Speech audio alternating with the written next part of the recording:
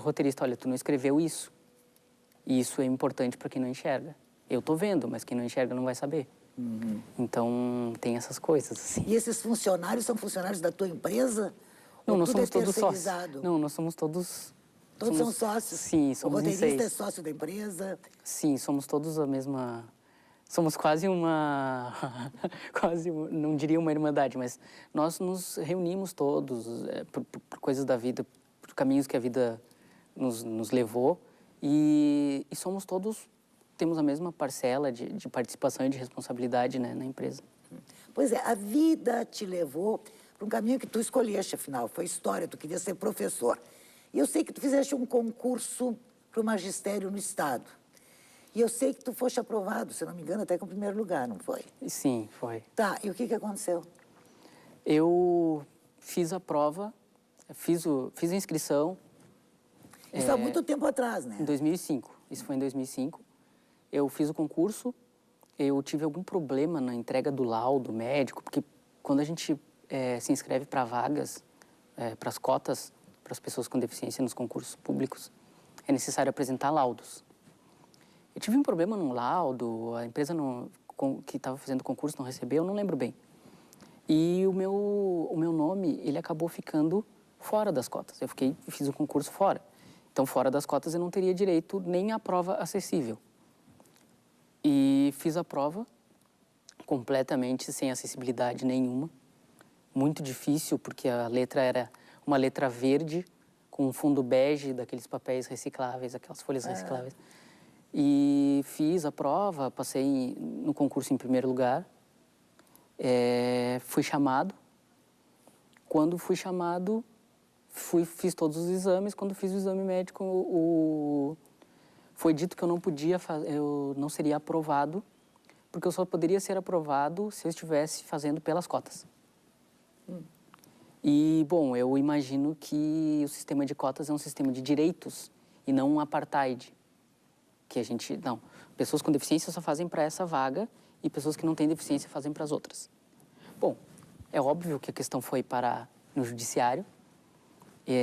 Eu tive ganho de causa no mérito da questão.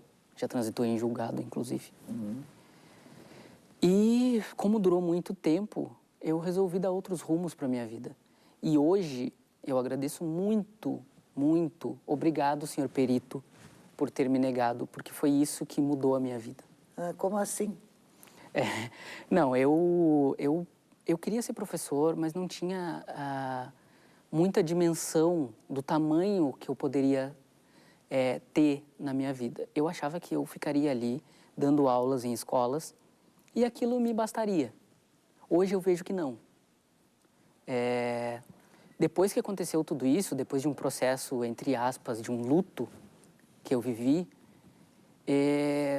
eu me dei conta de que eu precisava fazer alguma coisa para que outras pessoas não passassem a mesma situação que eu.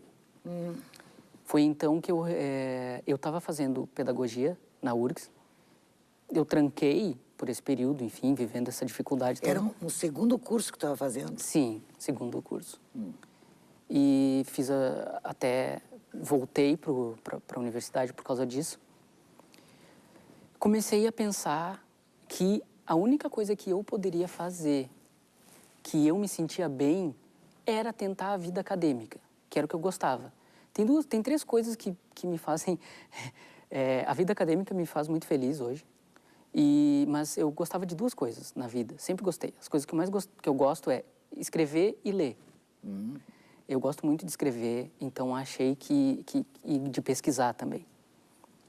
Achava que isso talvez desse um novo ânimo para mim, e me deu mesmo. Eu decidi que eu queria fazer mestrado nessa área, descobri uma linha de pesquisa que estava adequada dentro do que eu gostaria de fazer, porque a minha ideia era mostrar que as pessoas com deficiência visual podiam ser muito mais do que um laudo médico, podiam ser muito mais do que um olho que não enxerga, e que são de fato. Crédito Felipe Então Mianes, eu professor. pensei, tem uma linha de pesquisa no mestrado em educação que se chama Estudos Culturais. Encontrei uma professora na graduação, que é a minha orientadora hoje, a professora Ludenir Carnop, e ela trabalha com surdos. E para minha sorte, ela resolveu, aceitou me orientar e eu entrei no mestrado. Eu não sabia como eu ia militar na causa das pessoas com deficiência visual. E a partir de então, eu me dei conta de que eu tinha que ser muito mais um ativista do que um militante, que é o que me agrada. Eu não tenho nada contra as pessoas que são militantes. Eu me sinto melhor sendo mais ativista do que militante. Qual foi a tua tese no mestrado? No mestrado, eu analisei os processos de identidade das pessoas com deficiência visual no Orkut. Eu não sei se o telespectador ainda lembra do Orkut, mas ele era um site de relacionamentos muito comum no Brasil, ainda antes do Facebook. Eu quero saber agora sobre a tese do doutorado e principalmente sobre a tua ida a Barcelona. Mas no próximo segmento, tá certo? Tá certo. Aguardem. Título primeira pessoa surge sobre a palavra eu. Primeira em fundo branco com letras pretas, pessoa em fundo preto com letras... Primeira pessoa surge sobre a palavra eu. Primeira em fundo branco com letras pretas, pessoa em fundo preto com letras brancas. Crédito, Nós continuamos Ivete conjugando Brandalize. verbos na primeira pessoa com Felipe Leão Mianes. É Felipe, né? Isso, Felipe. Isso aí, com E. Bom, os contatos com a nossa produção podem ser feitos pelo nosso endereço eletrônico, primeirapessoa@tve.com.br ou pelo nosso telefone, 3230 2835. Felipe, eu te perguntei agora sobre a tese do doutorado. Tu estás já elaborando a tese. Homem jovem, Já tá moreno, com a veste sua. tô no paletó meio do bege e caminho. camisa branca. Tu tá dando prosseguimento à tese do mestrado ou não? Trocando o site de relacionamento. Não, eu não estou trabalhando agora com sites de relacionamentos, até porque eu vi que eles são um pouco efêmeros e tal. Crédito, mas Felipe eu estou Mianes, trabalhando com professor. narrativas, que era o que basicamente eu trabalhava na dissertação, no mestrado. Então eu tenho trabalhado com narrativas escritas por pessoas com deficiência visual. No caso, são alguns livros escritos por pessoas cegas e com baixa visão, relatando as vidas delas. E através desses livros, né, são livros escritos, por exemplo, desde o Borges até outros autores brasileiros. Então passa por uma grande parcela de tempo e de espaço, né, de autores. Mas eu estou tentando, o que eu estou analisando é uma coisa que eu percebo, que existem marcas de identificação entre as pessoas com deficiência visual, né? A bengala, por exemplo, é uma marca material, o cão-guia, mas existem marcas imateriais. Por exemplo, as pessoas com deficiência visual hoje em dia se colocam numa posição de dizer que elas não têm um problema por ter deficiência visual, ou se tem um problema, elas não são só aquele problema. Então, a cegueira ou a baixa visão como uma outra forma, uma outra possibilidade de ver o mundo. Não a pior, não a melhor, mas outras possibilidades. Essa tem sido uma marca bem recorrente também, né? E o que tu dirias da tua possibilidade de ver o mundo? Como é que é o teu mundo? O meu mundo, eu acho que é o melhor possível. Eu sou um sujeito tido como ranzinza, e sou mesmo. Tu é ranzinza? Sou. E Eu sou um ranzinza bem-humorado. O que te deixa de... Quase tudo, na verdade. Não, tô brincando. O que me incomoda muito é... Bom, tem muita... é que tem muitas coisas assim, mas o que me incomoda bastante é, às vezes, as pessoas não se comprometerem com as coisas. Então, a falta de comprometimento me incomoda muito. Mas eu sou um ranzinza bem-humorado. Então, eu saio... As pessoas dizem que eu tenho tiradas muito boas, assim, quando eu tô de mau humor, principalmente. Elas dizem que eu sou muito engraçado quando eu tô brabo. Mas, enfim... E como tu tá brabo com frequência... talvez eu seja engraçado. Sempre. Mas e o que eu digo, assim, essa forma de pensar, de ver e de agir, eu sou assim hoje e me sinto um sujeito persistente também, muito por causa da deficiência que eu tenho. Então, eu acho que eu não estou aqui eu não estou aqui apesar da deficiência. Se eu conseguir um relativo sucesso, que eu espero ter muita ascensão na minha carreira ainda, mas enfim, é por causa da deficiência visual e não apesar dela. E essa que é a minha nova possibilidade, que é a minha possibilidade de ver o mundo. Eu vejo o mundo desse jeito. de que eu posso ser melhor do que sou hoje. E que a deficiência vai me levar muito mais longe ainda. Eu trabalho junto com ela, né? E com essas formas mesmo de pensar que, enfim, que eu posso fazer a minha parte. Eu não sei se eu vou mudar as coisas, eu acho que não. Sozinho, pelo menos. Eu preciso de outras tantas pessoas comigo. Bom, mas se eu não começar, acho que dificilmente eu consiga me sentir bem. Pois é, tu disseste que lá na tua infância, na tua adolescência, tu conheceste com a solidariedade das pessoas que te cercavam. Como é que tu vês isso hoje? Hoje eu vejo bastante. Vejo mais do que antes. Antes, as pessoas até elas tinham vontade de ser solidárias, mas não sabiam exatamente como. Primeiro, porque hoje a gente tem muito mais pessoas com deficiência circulando nas ruas do que tínhamos há 20 anos atrás. Mas atualmente já circula, as pessoas já veem as pessoas com bengala, com cadeira de rodas nas ruas, então mais ou menos já sabem como tratá-las. Eu acho que hoje em dia o que a gente tem é um conhecimento maior. Embora algumas coisas ainda precisem mudar, óbvio. Uma cultura não se muda em 20, 30 anos, mas acho que hoje em dia elas estão muito menos pelo lado da solidariedade, muito mais pelo lado da acessibilidade. De saber que aquela pessoa é tão igual quanto eu, mas ela tem uma outra forma de se locomover, ela tem uma outra forma de enxergar, e que não é pior do que eu, que não é melhor do que eu. Tem alguma coisa nisso tudo que tu lamentes muito? Crédito Felipe Mianes, professor. Difícil, acho que não. Eu sempre escrevo nos meus textos, eu procuro trazer isso, às vezes com tintas mais fortes do que de fato eu acho, que é a questão de... É difícil dizer isso, mas talvez algumas pessoas não entendam, mas de ter orgulho mesmo de ser alguém com baixa visão. Pois é, tu tens, de certa forma, uma certa gratidão, quer dizer, graças a isso eu consegui isto, tá? Mas tem alguma coisa que tu acha, alguma coisa ruim nisso tudo? Muito ruim? Ruim não, eu sempre quis, quando eu era criança eu queria ser piloto de Fórmula 1, mas eu acho que dificilmente eu conseguiria isso mesmo enxergando. Não, eu sempre achei, eu gosto de carros, eu gosto de dirigir, gostaria de dirigir e tal, mas isso é uma coisa tão pequena perto das outras coisas que se torna muito ínfimo. Como é que tu tá vendo a tua ida a Barcelona? Eu tô ansioso. Eu sou ansioso. É a primeira vez que tu sais do Brasil ou não? Não, eu já fui algumas outras vezes, mas para passar 4, 5 dias, uma semana, Você 10 foste dias. para onde? Eu fui para o Chile e para o Peru, para participar de congressos. E aproveitei, fiz turismo, mas enfim. Mas eu já sou, por natureza, ansioso mesmo. E ainda... tenho algumas questões profissionais para resolver aqui antes de viajar. Isso trava um pouco essa minha ansiedade de ir. Mas eu tô com muito desejoso de tentar fazer a minha parte, de trazer coisas novas, de buscar coisas novas para mim, para minha tese, para as outras pessoas que estão aqui e levar coisas também.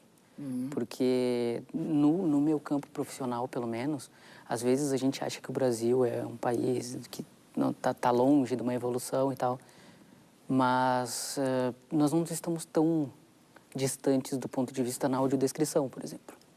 Nós temos audiodescritores de tão boa qualidade quanto temos lá, em Barcelona. Então é uma coisa que é um intercâmbio mesmo, né? E levar essas nossas formas de fazer audiodescrição, de fazer acessibilidade aqui para lá. Como é que tá teu espanhol? Un poco bien, pero no mucho. Não, tu tá estudando, tu tens essa Não, preocupação de te preparar para chegar lá quase pronto? Eu falo espanhol razoavelmente bem, eu acho. Pelo menos as pessoas, quando eu estive no Chile e no Peru, as pessoas sempre me entendiam, então eu acho que eu falo bem. Mas no momento que tu vai para a universidade, o teu texto tem que estar bom, né? Sim, eu acho que eu escrevo melhor até do que ler, porque eu sempre gostei de ler na língua materna das coisas. Então eu aprendi espanhol na escola e aprendi também na leitura. E por isso que eu acho que eu escrevo melhor do que falo. Embora estando em Barcelona eu vá ter que aprender catalão também. É verdade. Pois é, tu gostas de ler no original. Então, que outros idiomas tu falas? Ou em que outros idiomas tu lês? Não, eu só leio em espanhol mesmo. Eu até hoje me arrependo de não ter prosseguido e tentado prosseguir no inglês. Muito por uma questão escolar mesmo, muito por uma questão de professores que escreviam os conteúdos no quadro. Eu não conseguia ler no quadro. Então, eu tinha que dar um jeito. E na época que eu estudava na escola, isso já fazem 15 anos, então era um pouco difícil para eles entender isso.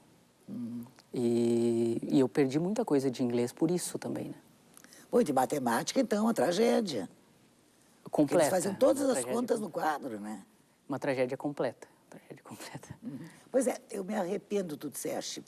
De que outras coisas tu te arrependes?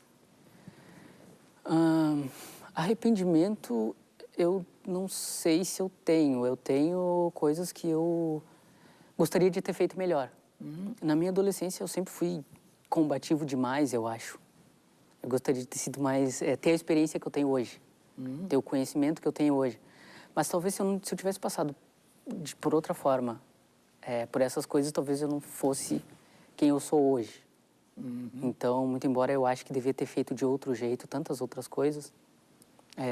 Crédito Felipe Enfim, Mianes, sou o que professor. sou e estamos aí para isso. Né? Mas tem alguns arrependimentos, como o caso do inglês, que tu podes Sim. reconsiderar. Ou seja, tu podes voltar a estudar.